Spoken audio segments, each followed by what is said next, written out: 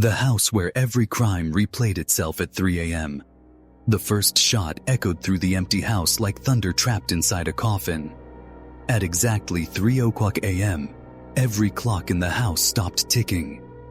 A police scanner on the old kitchen counter crackled to life, though it hadn't been plugged in for years. Units respond. Multiple shots fired on Hawthorne Lane. The voice stuttered, warped, and then repeated itself, again and again, like a broken loop. Officer David Mercer froze in the doorway, flashlight trembling in his hand. He'd been sent here after neighbors once again reported the sounds of the murders. But what made this night different was that he'd heard the screams himself, through his radio, through the air, through the very walls. He stepped into the living room, and it happened again. The crash of furniture, the muffled pleading, the same sequence of chaos that police records said had occurred exactly 41 years ago. Except this time, no one was inside. The air was freezing, his breath visible. On the carpet, faint outlines of overturned chairs and shattered glass appeared for a split second, then vanished. Mercer's radio squawked again. 3:00 a.m. Replay initiated. He backed toward the door, heart pounding. Then the front door slammed shut on its own. The sound of a revolver clicking spun through the silence. A shadow crossed the hallway, a human outline, but with no depth, no source.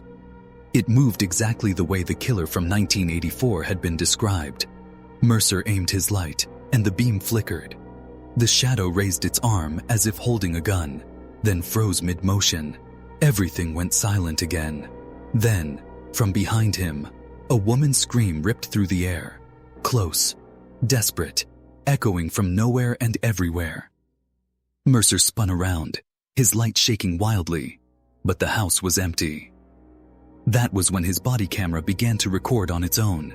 The team-style MP blinked 3:20 a.m. and never changed. The footage later showed Mercer standing still, whispering something over and over, though he swore he never said a word. "I saw it replay," he muttered hours later at the station, still pale, still trembling. "It's not ghosts. It's time itself. That house remembers." The department sealed off the property again that night, same as they had done a dozen times before. But by dawn, the yellow tape was gone.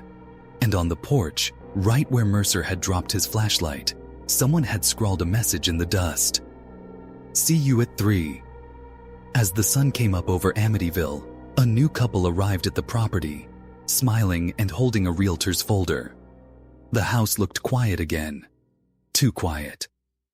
They never noticed the faint outline of a bullet hole in the window frame, glowing softly in the morning light. The clock inside ticked once, then stopped at 3 hometown 2 weeks earlier.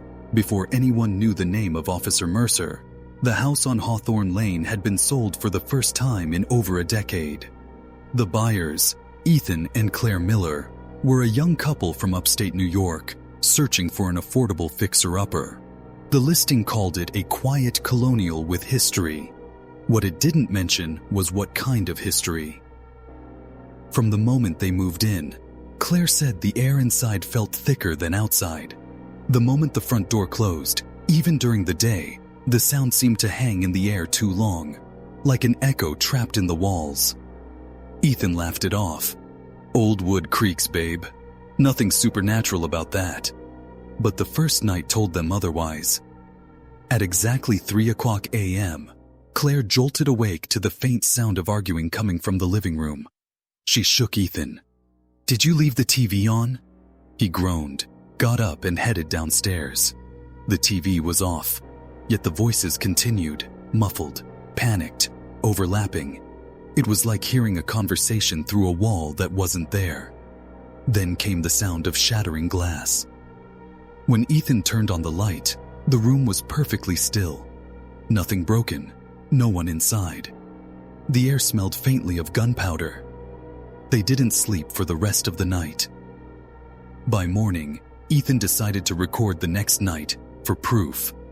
He set up his phone in the living room, lens aimed at the hallway. When they reviewed the footage the following day, it showed something impossible. The shadows of two people arguing, pacing back and forth, but there were no people, only the shadows. And the timestamp on the video froze at 3:00 a.m., staying that way for a full minute before skipping ahead to 3:01. Claire wanted to leave immediately. Ethan wanted to know why. He began digging through public records, discovering the house's past. In 1984, a man named Franklin Hayes had murdered his family inside so very walls before turning the gun on himself. Neighbors heard everything, but no one dared enter until sunrise. For years after, tenants complained of the same thing, sounds of the crime repeating at 3 a.m. Eventually, the property was abandoned until the Millers moved in. That night, Ethan brought home an old radio scanner from a pawn shop, hoping to catch the sounds again. He tuned it to the local police frequency. For a while, nothing. Then, as the clock hit 3:00, the radio lit up on its own and played a distorted message. All units respond. Hawthorne Lane.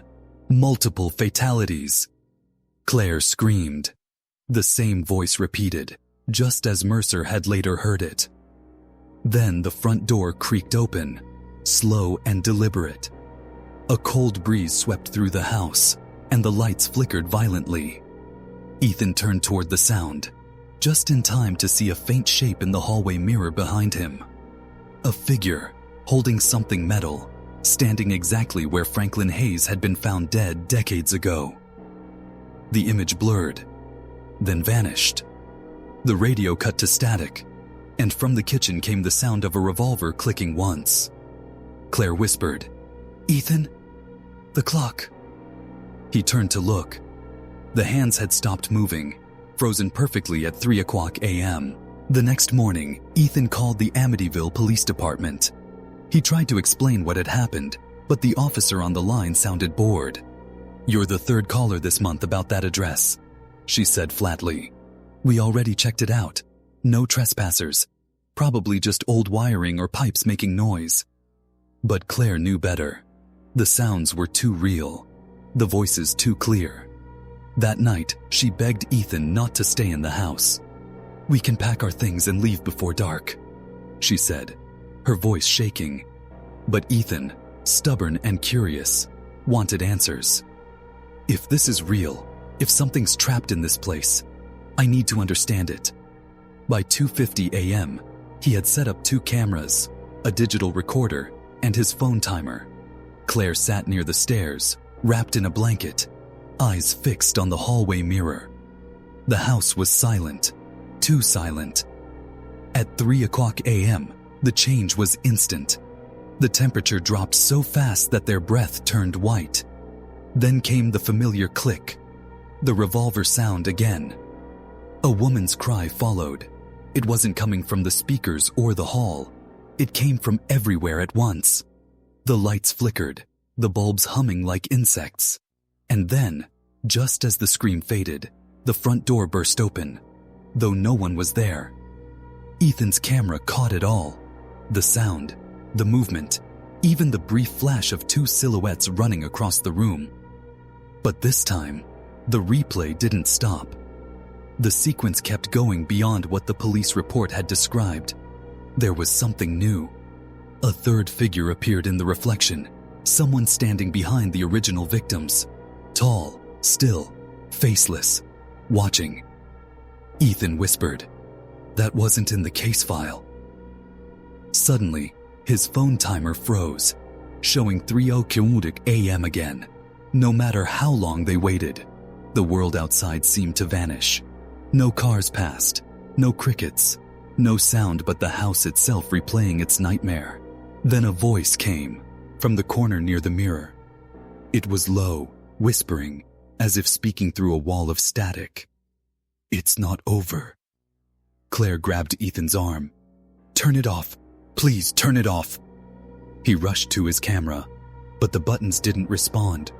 The screen was filled with flickering footage of the 1984 crime scene, distorted but unmistakable, and for a few seconds, their reflections were gone, replaced by those of the Hayes family.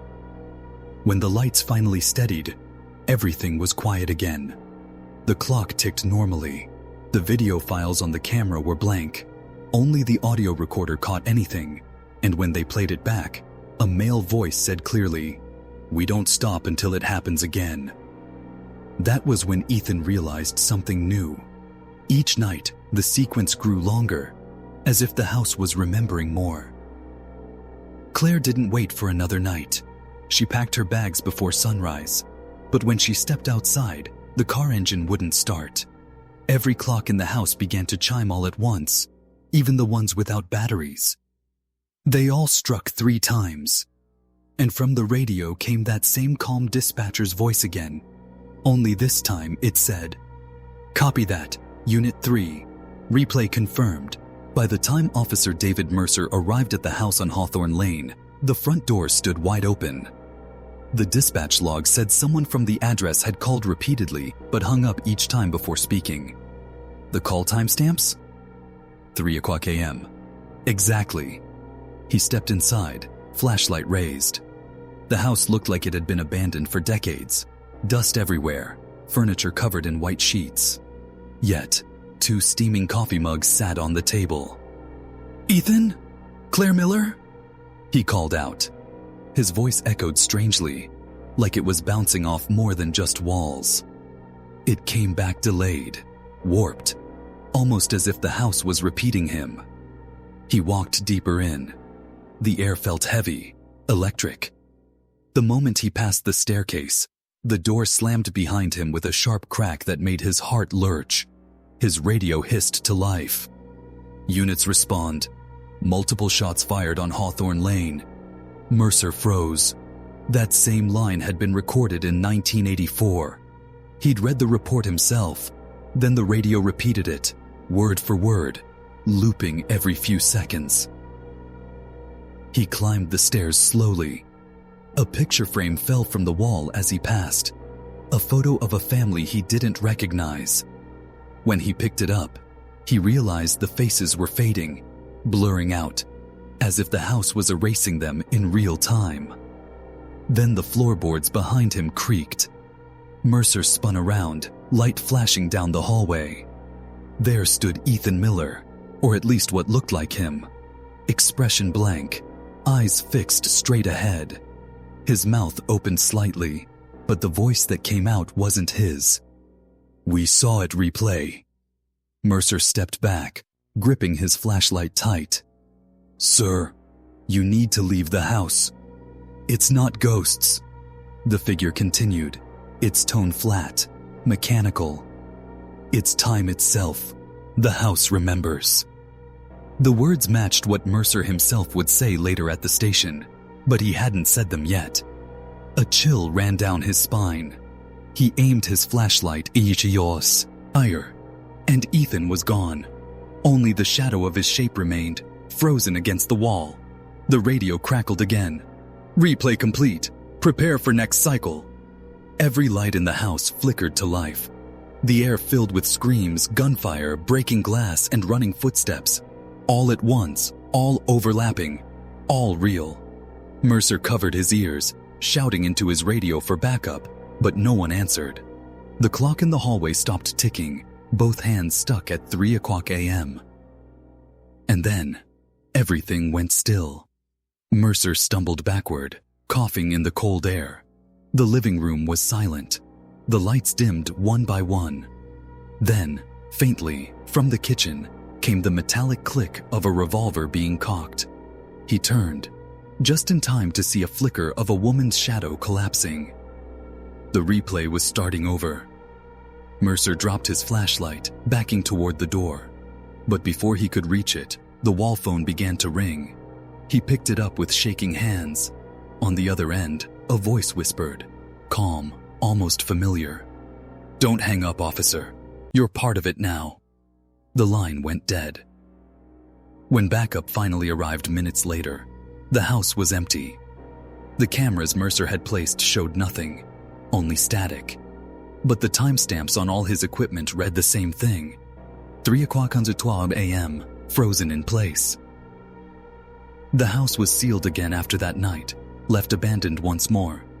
Locals say it still stands, quiet, empty, forgotten. But sometimes, when the wind cuts through the trees just right, neighbors swear they hear it. Screams, gunshots, and a radio repeating the same phrase through the darkness. Replay confirmed.